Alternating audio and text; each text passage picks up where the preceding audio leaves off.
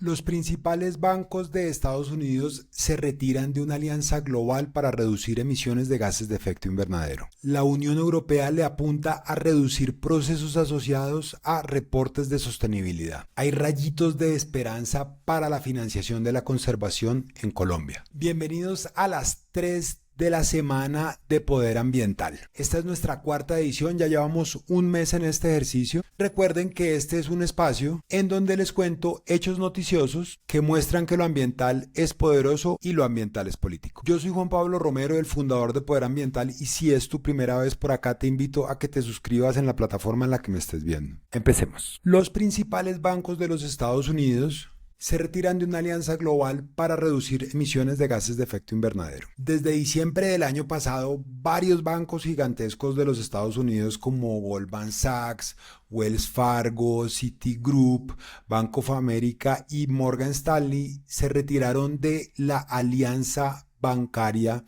de cero emisiones netas, mejor conocida como el Net Zero Banking Alliance. Esta es una iniciativa liderada por las Naciones Unidas que le apunta a alinear las actividades de los bancos, como por ejemplo préstamos, inversiones y mercados de capital de los bancos, para lograr que al 2050 las actividades de los bancos tuvieran unas emisiones cero netas de gases de efecto invernadero. La vaina se puso aún más compleja este año con la salida de otros bancos claves como JP Morgan, Scotiabank y adicionalmente unos bancos canadienses como por ejemplo TD Bank y Bank of Montreal. Adicional a eso, BlackRock, que es la administradora de activos más grande de los Estados Unidos y probablemente del mundo, se salió de una alianza similar. Los bancos, al salirse de estas alianzas, no han especificado por qué se están saliendo, pero dicen que van a seguir participando en el asunto. ¿Por qué es político lo ambiental en este contexto?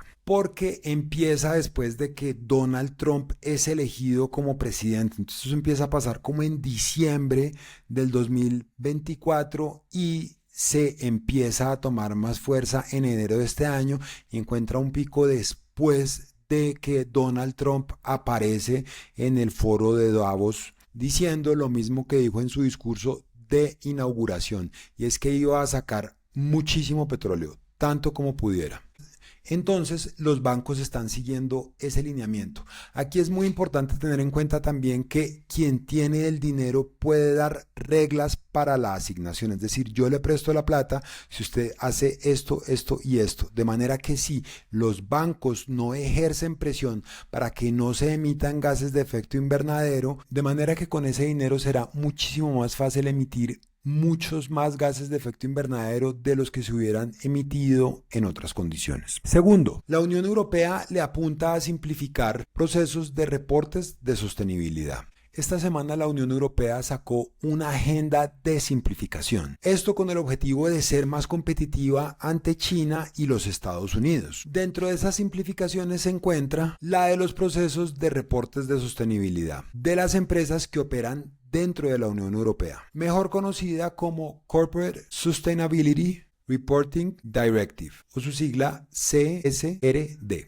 De manera que un reporte de sostenibilidad lo que hace es que muestra cuál es el comportamiento ambiental de una empresa y lo hace de acuerdo a unos lineamientos, en este caso los de la Unión Europea. Sin embargo, lo que se plantea es que la implementación de estos reportes era bastante compleja y podría llegar a ser bastante costosa. ¿Por qué es político lo ambiental en este contexto? Porque hay un reconocimiento de la Unión Europea en que probablemente se pasaron de calidad, es decir, se excedieron en lo que tenía que llegar a ser ese requerimiento y generó muchos más requerimientos de los beneficios que hubiera podido llegar a generar dentro de las empresas. Claramente esos procesos son de ensayo y error, pero al caer en ese error se le da material a la oposición. Y lo riesgoso de darle material a la oposición en ese caso es que la oposición quiera moverse a desregular cada vez más elementos ambientales dentro de la Unión Europea. Y el que más me preocuparía a mí sería lo de la emisión de gases de efecto invernadero,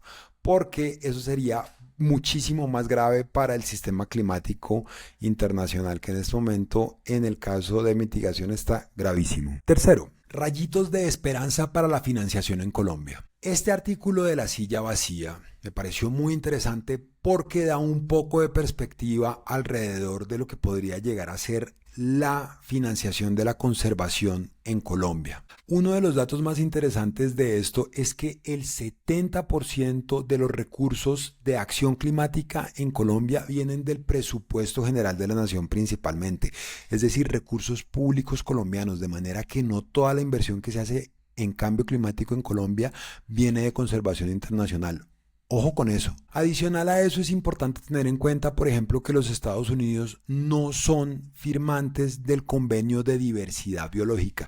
Eso quiere decir que ellos no iban a aportar a la meta de financiamiento que está por definirse en estos días. Y adicional a eso, los recursos que se comprometieron en la COP29 del año pasado se hicieron cuando ya Donald Trump había sido elegido como presidente de los Estados Unidos. ¿Por qué es político lo ambiental en este contexto? Porque en línea con lo que yo planteé en días anteriores, este artículo plantea que los Estados Unidos va a dejar un vacío dentro del liderazgo en la agenda climática internacional. Y ese vacío lo podría llegar a tomar China y la podría convertir en una nación que sí apoya el cambio climático y que la pondría a liderar ese proceso a nivel internacional. Y esa sería una victoria política dentro de los próximos 4 años de ese país asiático. Adicional a eso, tenemos que recordar que este año va a ser la COP30 en Belém de Pará.